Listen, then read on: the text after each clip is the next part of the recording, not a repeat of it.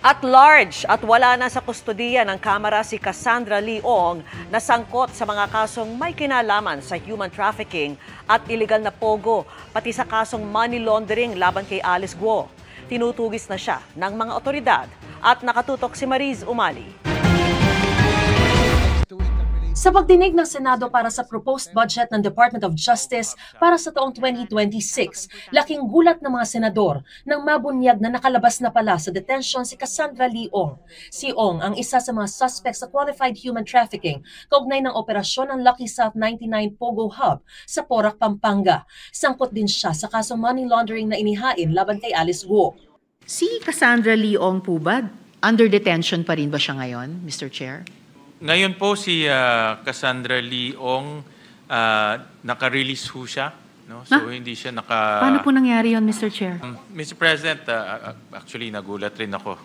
Mr. Chair. Pareho ho tayo nagulat kasi tinututukan ho natin tong case. Dinetain ng Kamara si Ong noong Agosto at Setyembre noong 2024 dahil sa hindi niya pagsusumite ng mga dokumento na hinihingi sa kanya ng Quadcom noon. Dahil sa kanyang medical condition, nilift ng komite ang contempt order sa kanya noong December 2024 na nagbigay daan para makalaya siya. Unfortunately, because nung nakalabas siya, tsaka lang na-filing kaso, at large siya ngayon. No? Wow. Mr. President. So meron na siyang kaso ho sa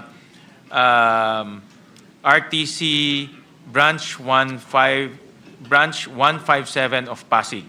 Ito po yung human trafficking case involving the Lucky South 99 compound in Porac.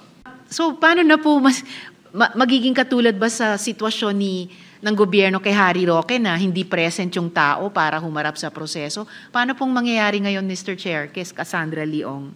The same po with Harry Roque. Since mayroon na siyang warrant of arrest, sinahanap na po siya ng ating kapulisan dito po sa within our jurisdiction. Pinapa-verify ko lang ho sa BI kung nakalabas na or nakatakas na. But automatic naman po yung whole departure order. Right. No? So pinapa-verify lang po kung nakawala na.